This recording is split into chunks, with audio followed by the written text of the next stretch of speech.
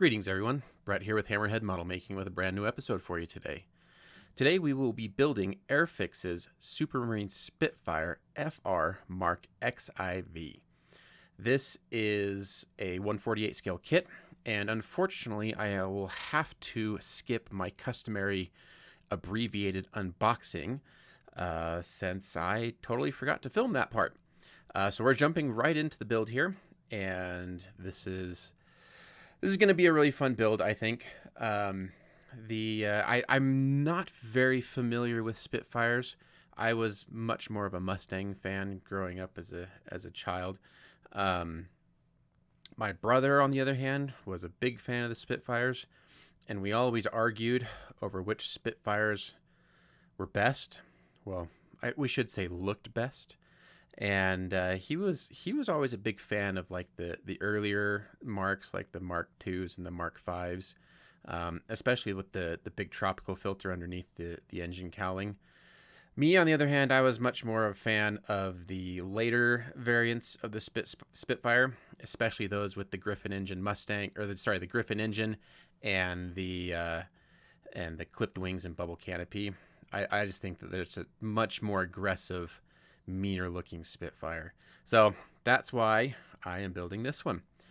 And in typical fashion, we start with the interior stuff, and the Airfix kit is rather straightforward.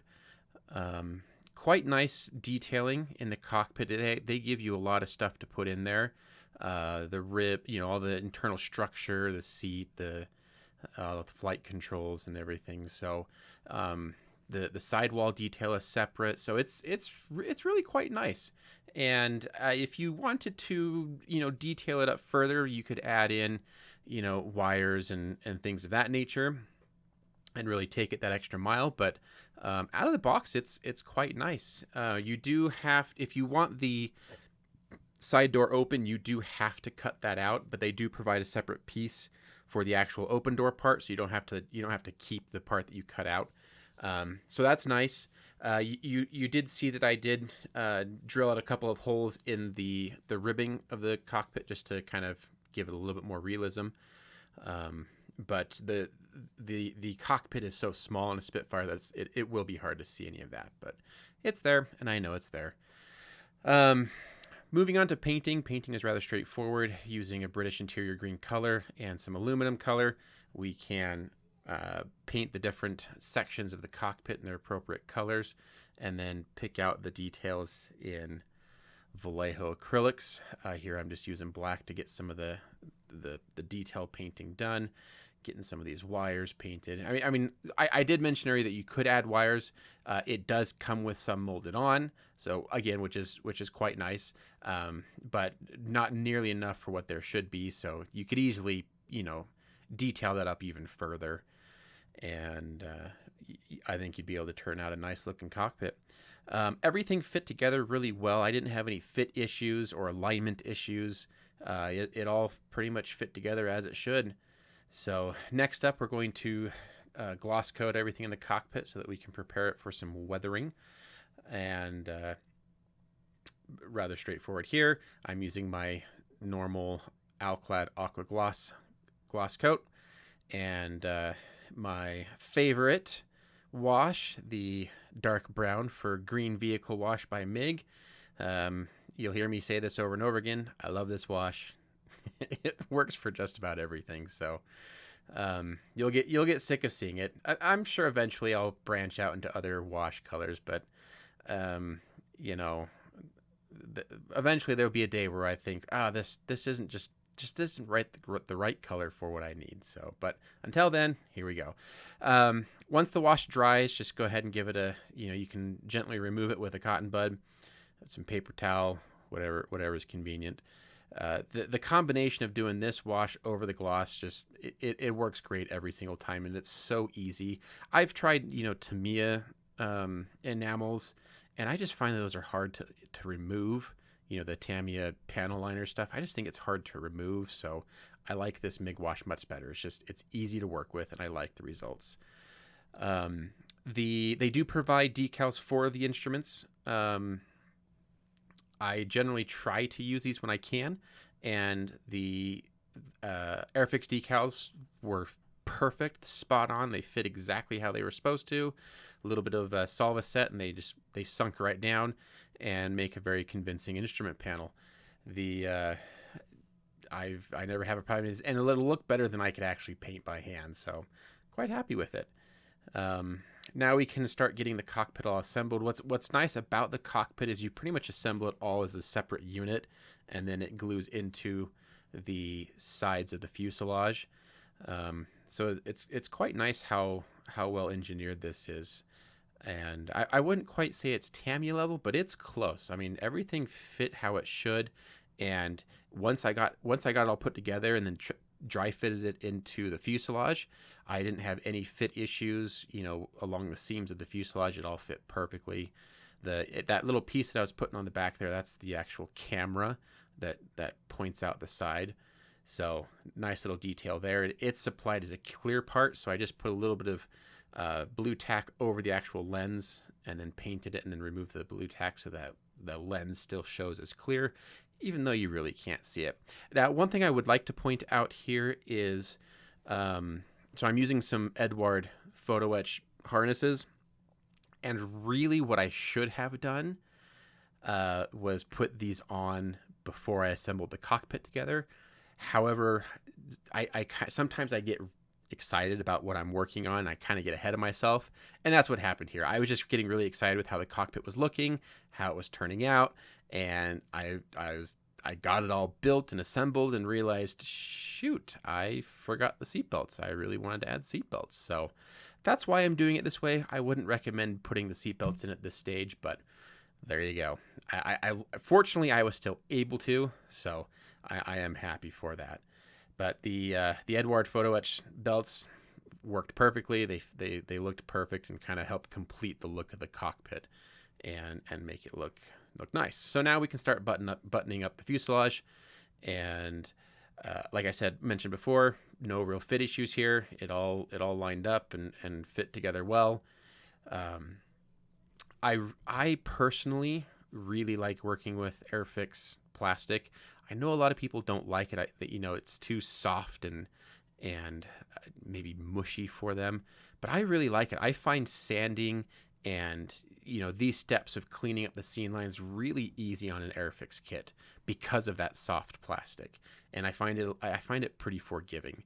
But just to kind of make sure that I get it nice, I do use a little bit of Tamiya putty in here just to help fill in any of those additional cracks and seams that there might be.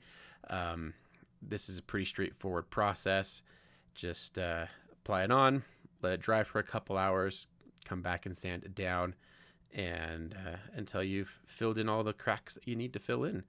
There really wasn't too much. I put more on than I usually need, so it may look like I applied a lot, but in the end it really didn't need that much. So now we can go on to rescribing panel lines. I'm just using a little Tamiya micro saw here in my X-Acto knife handle. So I like using this saw in particular with the curved edge. Is really nice for doing around the fuselage like that. This part here, as you can see, was really one of the most frustrating parts on this kit. It just, no matter what I did to it, no matter how I modified it, removed stuff, added stuff, I just could not get that part to fit well. And it was kind of a disappointment, because overall the rest of the kit's really nice and goes together really well, but that one part just does not fit well, and it's kind of a big prominent part right in the middle of the airplane. So if you don't figure out how to take care of it, it's really going to ruin the rest of the model. And I would feel bad, if a more or a less experienced modeler was building this and kind of got to that part and was like, what the heck is going on? So I ultimately decided that what I would do is I would get one side of it lined up well, get the panel lines, lined up and everything, get it flush. And on the opposite side, I was just going to kind of bulk it out with some Tamiya putty. So here you can see I've largely, masked off the rest of the airplane because I didn't want to get the putty all over the aircraft. I really just wanted the putty on this panel, and I was going to use the putty to help build up that section, and then I would eventually clean it up and blend it in and, restore the panel lines and stuff. So while that putty's drying, it's, I can go ahead and add a lot of the other parts here. Horizontal stabilizers. There's the window for the camera. This part fit really well. It is very clear. On the finished model, you can see into it, and you can see the camera lens. So that's kind of a cool feature there. Another thing I really like about Airfix kits, they usually come with separate control surfaces. So you can see like the elevators here are separate parts, the rudder's a separate part. So you can position them to give the aircraft a little bit of a dynamic look. Here I'm sanding down the putty that I applied to that panel there, and to get it nice and smooth and flush with the rest of the aircraft. So I'm kind of hitting it with a pretty heavy grit right now, just to kind of knock it down and get it to the rough shape that I want. Then I'll go back in later with much more finer sandpaper to clean it up. And then once I've sanded it all and got it to the point where I like it, now I can go back in and restore the panel lines and really kind of blend it. And I also ended up restoring a bunch of rivets as well. You can see here that these aren't actually from me sanding or anything. This is just from the limitations of the injection molding process. You only get like half the rivets on the wing fillet there. So I went and filled out the rest. And here I'm adding the little actuator rod for the rudder. The kit doesn't provide anything there, and I was like, oh, it seems like it'd be kind of cool to have that little piece there. So I just used a little bit of stretch sprue to fill in that actuator here. This is the gun sight that I'm working on right now, and I was actually really impressed with how nice the gun sight was. The molding on it is very crisp, and it's very easy to distinguish between the actual gun sight mechanism and the reflector glass on it. So I was really surprised with how nice it looked, and it turned out pretty well, at least well to me. So at this point now we can start adding in the canopy and getting that masked off. If you've seen some of my other videos, you'll know that normally I like to use clear cellophane tape, but the actual framing on the canopy here was really quite prominent, so it was a little bit easier to use the masking tape, and I think the masking tape overall gives a better seal than the cellophane tape. Apparently I can't say that word tonight. So that's why I'm using the masking tape instead of the cellophane tape. But same process as normal, just kind of go around, outline it with the wooden dowel to kind of get the shape, and then you go in with a brand new fresh blade there. So got everything primed with my normal Rust-Oleum primer in black, and here I am shooting some Vallejo dull aluminum over a majority of the aircraft. So the idea here is that I wanted to portray a really beat up, dirty, scratched up Spitfire. As I understand it, this particular airplane and this mark of Spitfire came really late in the war. Didn't really see, super heavy action. But I wanted to make it look like it had. So it was just going to be a fun experiment for me to learn, just to practice my weathering techniques, and really push what my skills are, and just kind of have fun with it here. So really what I'm trying to do is hit a lot of the very prominent surfaces at the front of the aircraft, so the fronts of the wings, the propeller blades here, the radiators. I'll be doing some chipping on top of the wings, where pilots getting up and down, and crews accessing the gun bays, things like that. So I'm using liquid mask here, applied with a sponge, to create these paint chips. And I apologize for not filming more of that process, but here you can see all the little blue speckles on the wing here. That's that liquid mask. So what I can do is I can apply it on first, and then I can do all my layers of paint, and then come back, and that liquid mask will rub off and reveal the aluminum underneath. So right now I'm hitting it with some ocean gray, and I'm just going to do this all over the aircraft, or at least all over the upper side of the aircraft. And this is Vallejo's paint. No problems. I enjoy using the Vallejo paints. And here we can hit some camouflage green. I believe normally you should use dark green, but the dark greens that I had some Vallejo and some MIG, just were looking too black to my taste. So I decided to go with this camouflage green, and I'm glad I did. I like how it turned out. I also decided to freehand the camo. This was more just kind of for my pride. I just wanted to be like, hey, look, I can freehand camo. But I'm glad I did. I like the look that it gave and the overall effect. So pretty happy with it. I was really trying hard to follow the instructions in terms of the actual shape and placement of the camouflage, to make sure it was good and accurate and as possible. So this probably took me a probably good hour between the gray and the green to get this blocked in and painted, but I think it's well worth it. Now what I'm doing is I'm kind of going back over with some lightened version of the base colors to do a little bit of post shading. Because I did the aluminum underneath, I did away with my customary black basing technique and doing this post shading technique. So, but again, I was really kind of going for a weathered, used looking Spitfire here. So I did the green, and now I'm going to go in and do the gray and really kind of show that worn, faded look on the paint. And you'll notice the rough texture on the model. That's because of that liquid mask. I promise it's not because I'm that terrible of a painter and can't control myself there. So now we're gonna do the underside. Normally I do the underside first. I like to subscribe to this philosophy is you always paint light to dark. But it worked out easier to do the masking, to do the upper surfaces first and then the lower surfaces. So that's why I'm doing this part. That's why I'm doing it in this order. It's not my normal order, but it worked out in this case. So again, using more Vallejo paint here. You'll notice that I kept the radiators off. I did this because I felt it would be easier to for the painting process, so that the actual radiators themselves could be the metal color.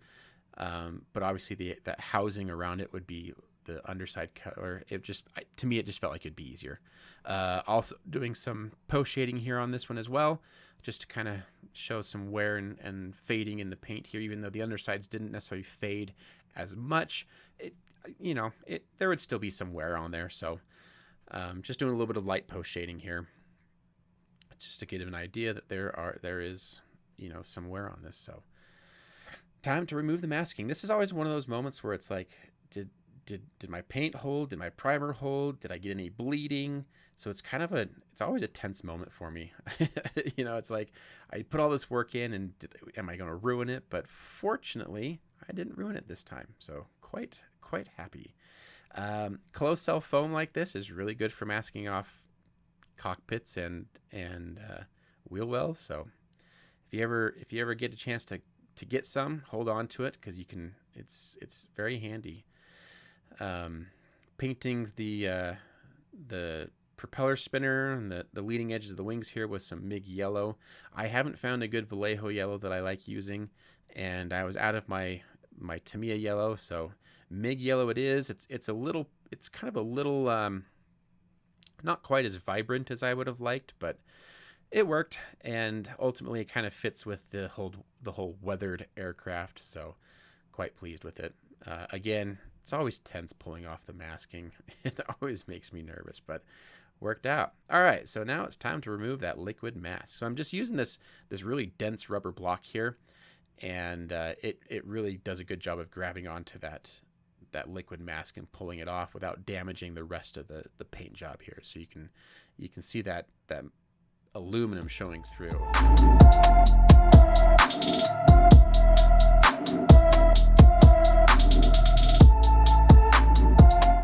As we continue along here, the reason why I decided to use this technique as opposed to like the hairspray technique is I felt like this was going to give me a lot more control over exactly where the chipping was, but also allowed me to do so many layers, the camouflage plus masking over, without necessarily worrying about peeling up everything underneath. So that's why I chose to use this method.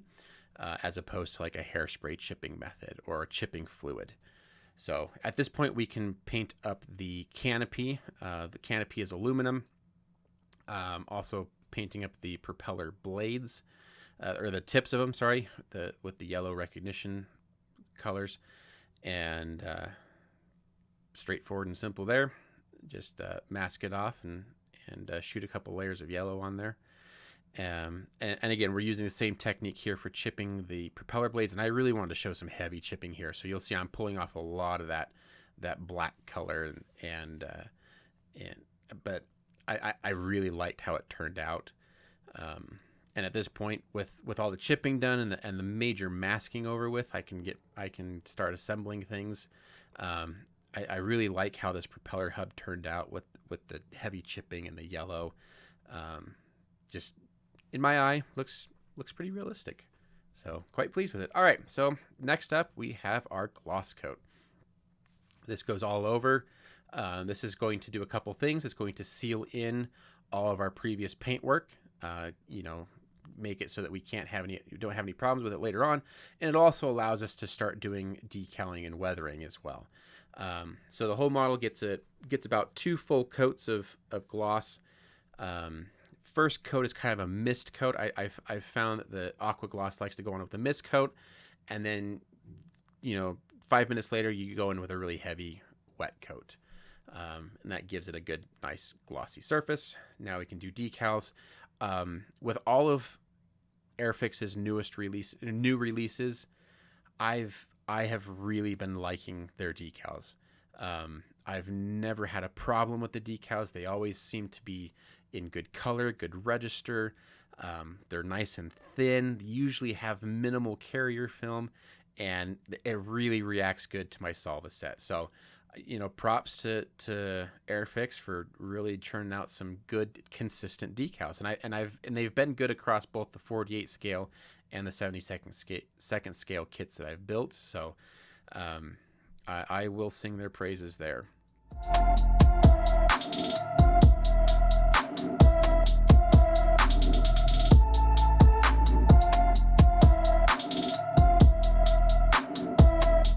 So even these large decals really just settle in and really look the part there. So really happy. Here you can see I'm applying the Solvaset. It usually takes about 1 or 2 coats of Solvaset, but they will really get in there and snuggle into those panel lines, and really I'm not going to say give that painted on look because obviously there's still going to be a little bit of a step up onto the decal, but pretty close in my opinion. And under a couple layers of clear and matte coats, sometimes it can be hard to tell. So at this point I can start doing some detail painting here. So I'm just painting up the wheels. Obviously sprayed the hubs metallic, the aluminum color, and I'm just brush painting the actual tires with Vallejo black. Just by hand. I wasn't terribly impressed with the wheels. The pattern, like the tread pattern on the tires, was rather thin and not really well defined, but I can live with it. So one more coat of gloss to protect the decals and seal those in, and now we can start on to the weathering. So my first stage of weathering an aircraft, other than my paint modulation and stuff like that, is to do a panel wash. I know that if you were to look online, there's going to be many different opinions about the uses for panel wash, and ultimately I think it comes down to it's an artistic choice. It's not a realistic necessarily choice, but I think it helps define and sell the fact that this airplane or the vehicle, whatever you're making, is made up of multiple pieces that all come together, right? It just helps give you the impression and the idea that this aircraft is made up of multiple parts. So that's why I like to use a panel wash, and I respect that there's modelers out there that don't like to do it. They think it's unrealistic. That's fine. Totally their choice and their prerogative. Me, I enjoy using the panel wash. I think it helps enhance the look of the model, and honestly, I think it helps sell the scale a little bit more. Just my personal choice. So now that the panel wash is done, I'm going to hit everything with a matte coat. The reason why I've now switched to a matte coat at this point is when doing the next stages of weathering with oils, they tend to, because I want the oils to be on the actual panels, not necessarily into the recesses, they stick better to a matte coat than they do to a gloss coat. So I use the gloss coat for the wash because I want the wash to collect in the panel lines, but now I'm going to be doing work on the actual panels themselves. So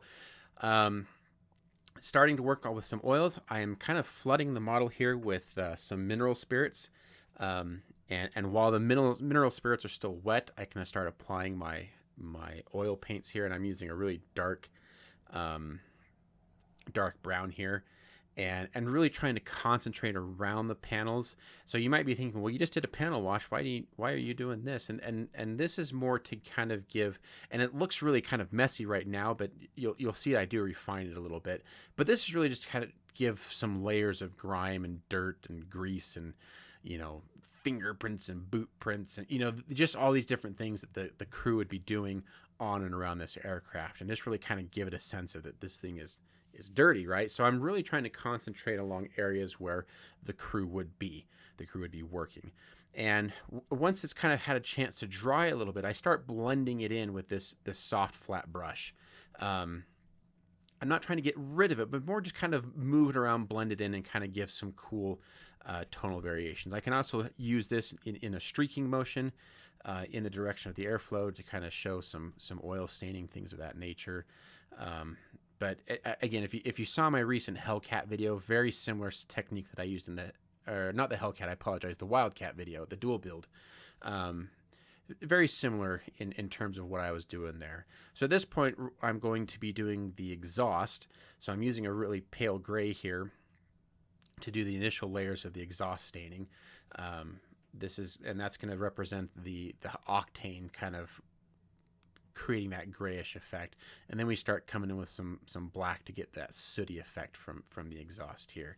So kind of a multi-layer process. You could easily do this with oil paints as well, just doing a lot of, you know, blending and dry brushing with oil paints for the same effect. But I wanted to use the airbrush here. So now we can start removing the masking, just kind of cleaning up where some paint kind of got under the mask there, and we're kind of on the final stages here of the build, so we can start adding in all of the smaller parts that we've, you know, kept off until now, to avoid them breaking and things like that. So you got the exhaust on, put the door on here, and